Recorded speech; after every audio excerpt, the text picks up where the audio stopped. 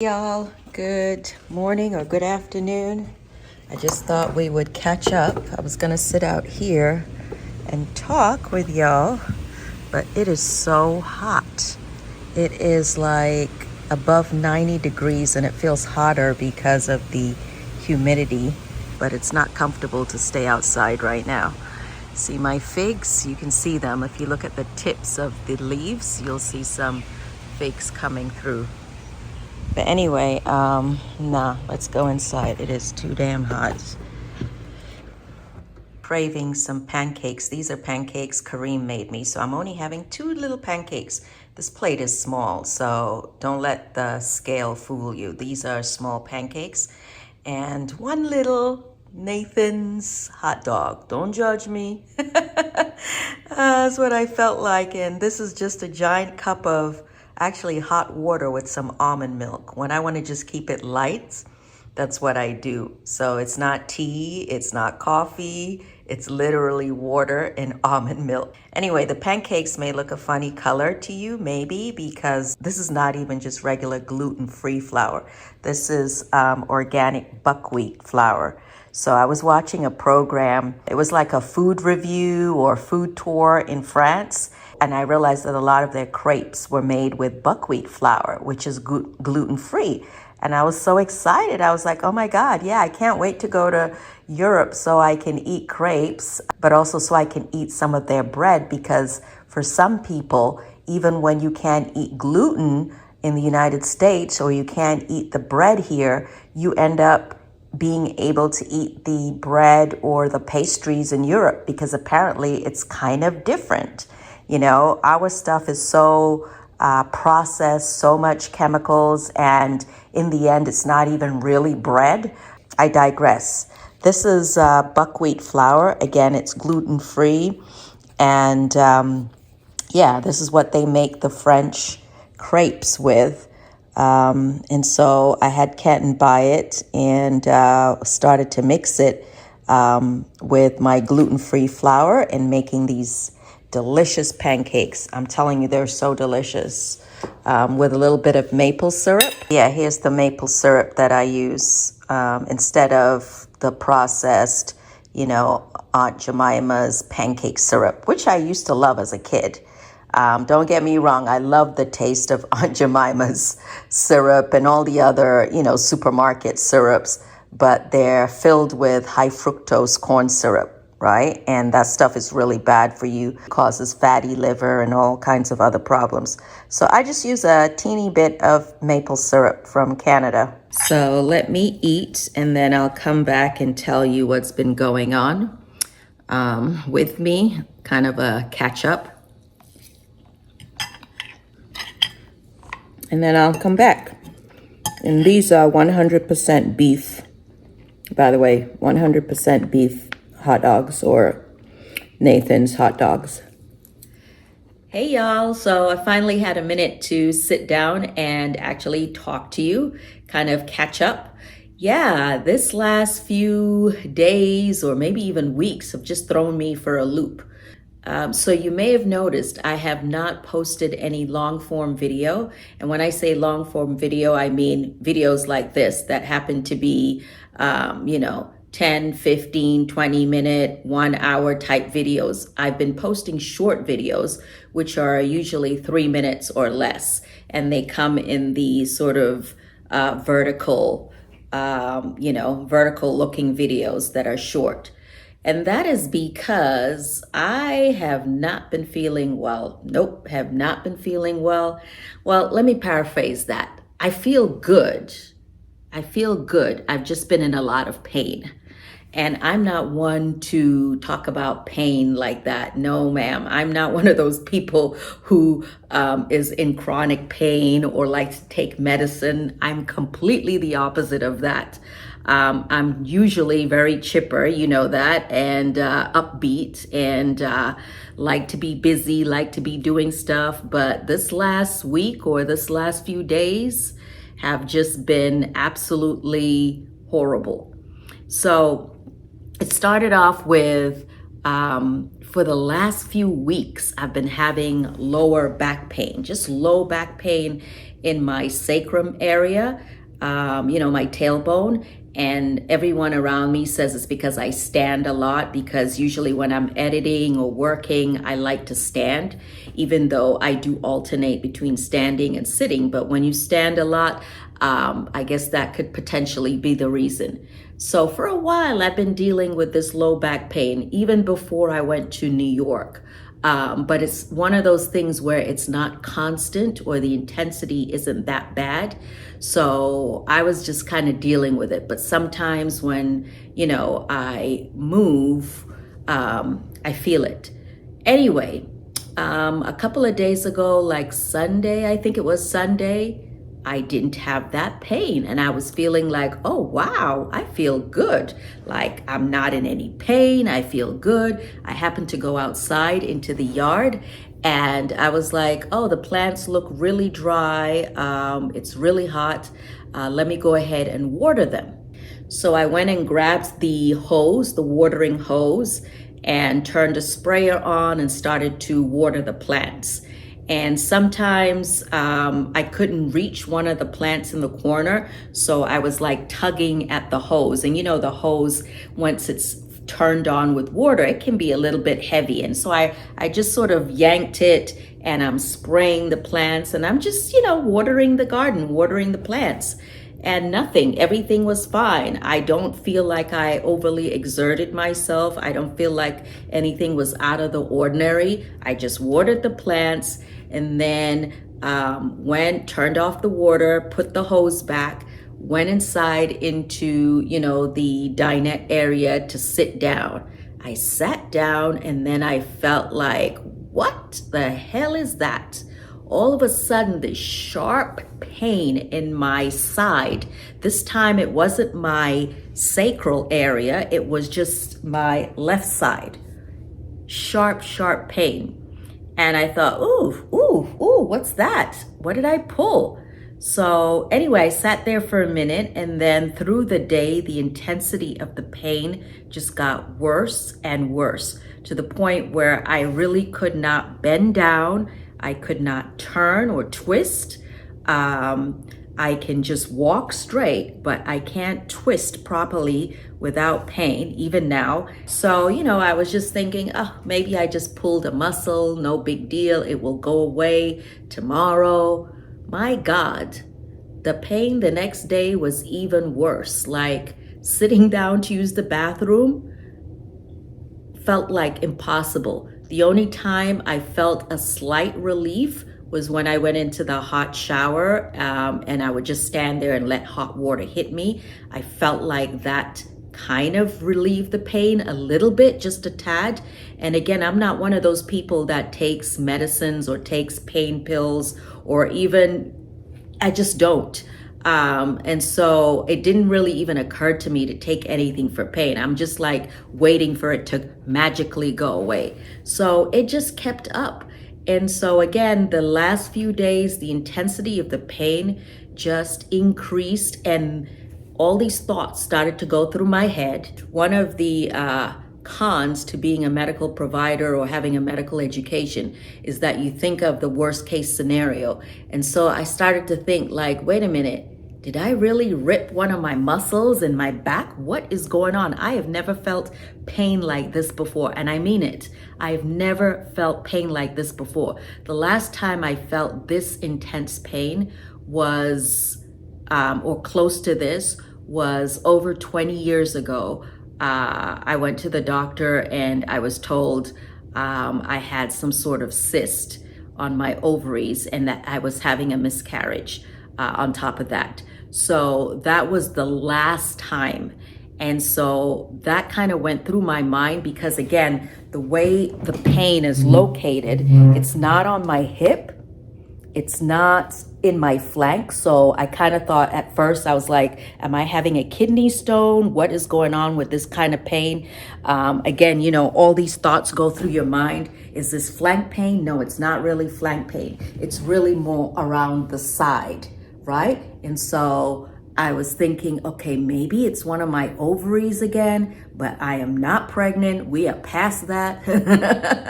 There's no way I could be pregnant.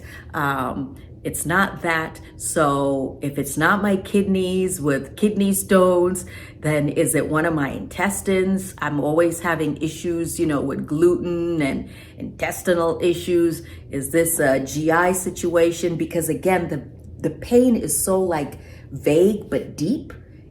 I couldn't tell where it was. And so again, all these thoughts going through my mind, then I'm like, oh my God, this is where the base of my lung ends. This could be, do I have a pneumothorax?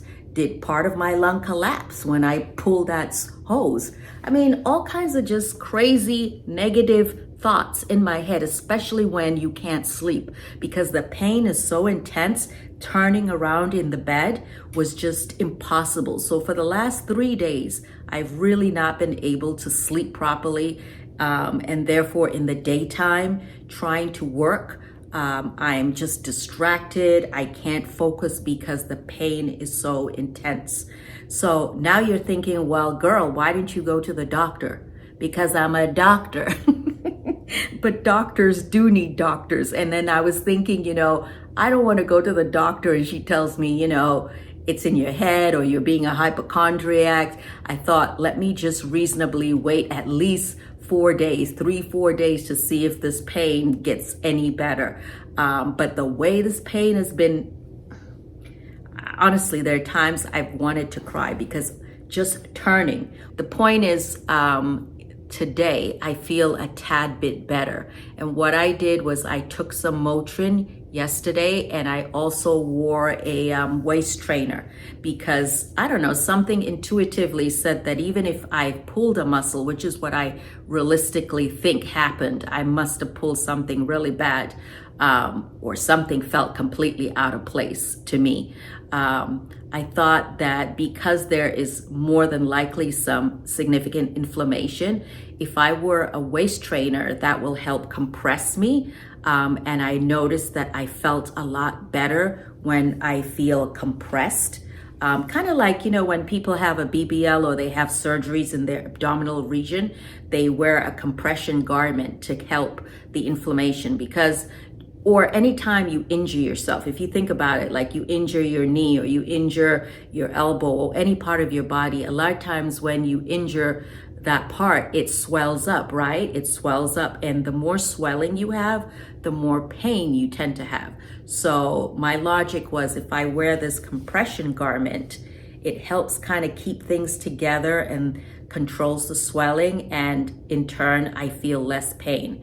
And I'll be honestly, I have felt less pain today. So the Motrin and the compression garment has helped. So I'm praying, hoping that I start to feel better. But even now, going up and down is a little bit challenging. And turning is a pain. But yeah, you see I'm wearing something underneath. So anyway, pray for me, y'all. Pray for me. I mean it. Yeah. Kenton, of course, did ask, whether we needed to go to the doctor or go get some imaging done. And I kind of held off. But don't be like me. If something is bothering you, go get it checked. The point of this is, it's just a reminder of how fragile life is and how sometimes it really sucks to get old. I mean, the great thing about getting older is the wisdom that comes with it, the wisdom, the experience. But when it comes to your physical body, we become way more fragile. I mean, there are days where I wake up and my thumb hurts. Like, how ridiculous, my thumb. And I'm thinking, what was I doing last night that my thumb would be hurting me? And I've gone like a whole week with my thumb unexplainably hurting for no reason. Guard your health, people.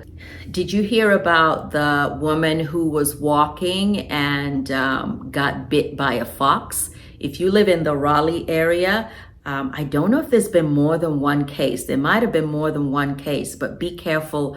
Be careful out there going on walks. I'm always happy to go on a walk, and often we go on walks in the evening, which now I'm thinking is probably not a very smart thing to do.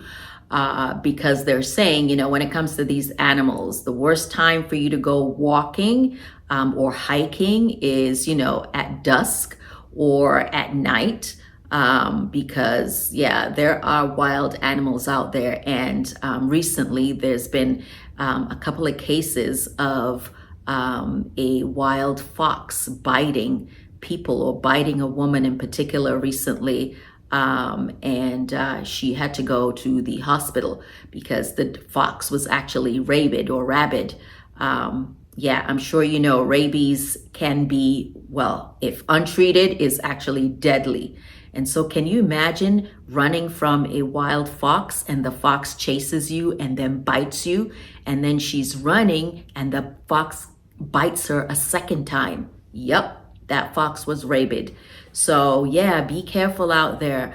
Make sure you have like some sort of bell, or have some sort of something that makes a lot of noise when you're out on these trails or out walking.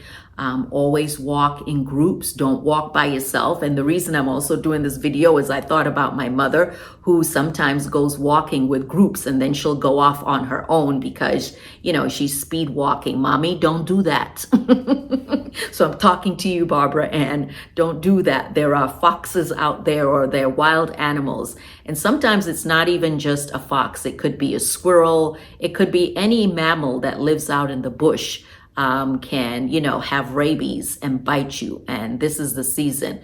According to the CDC handout or graphic that I have on the screen, fewer than 10 people in the United States die from rabies each year, a dramatic decline from the 1960 due to robust prevention efforts. Raccoons, skunks, and foxes continue to pose significant rabies threats to 75% of Americans. Of course, it depends where you live, right? But overall, the issue is rabies is no longer a prevalent disease in the United States at this time, in contrast to, say, countries like India, where globally 36% of the rabies cases, when you think about the numbers.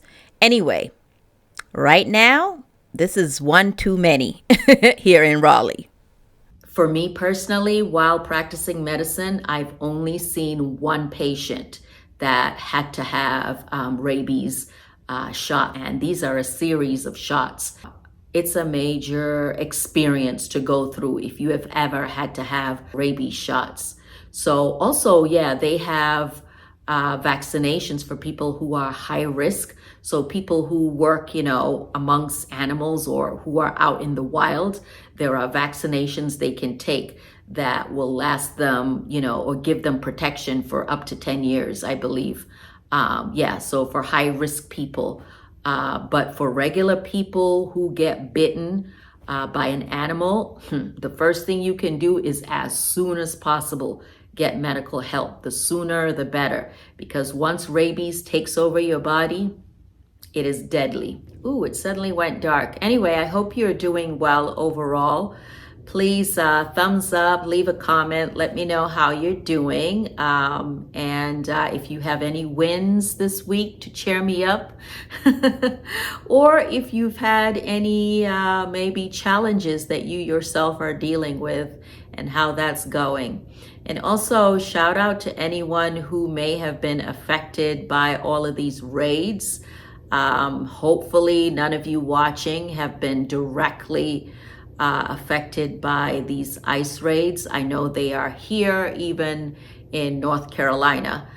They have had these ICE raids. So yeah, it's a lot. It's a lot. I'm not going to talk about politics, but some of the things that are happening obviously are very, very disturbing and scary for many people. I don't know.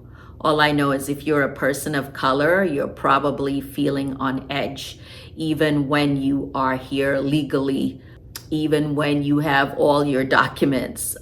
People are getting pulled over or getting stopped. Yeah, be safe out there, y'all. Be safe out there. And if you ever get stopped or they want you to get out the car, if at all possible, don't get out the car. Don't get out your vehicle. Unless they provide you with some sort of warrant that has been, signed by a judge. legally, they supposedly don't have the right to remove you from your vehicle. Or please, if at all possible, drive to the nearest police station. Anyway, I don't even want to talk about that. We're not going to bring up that kind of negativity here. But it's real. It's affecting a lot of people. And look out for more content. It should be coming up soon. There's definitely going to be some upbeat hair tutorials. I've got some nice hair and also maybe a few clothes, and also I got a ton of makeup that I still need to go through and try on, and just stuff, you know. So yeah, don't forget to leave me a hello. How are you? And we'll talk later when I'm looking better. You know, right now I'm wearing this match outfit. Ooh. Yeah. Anyway, y'all, I gotta go.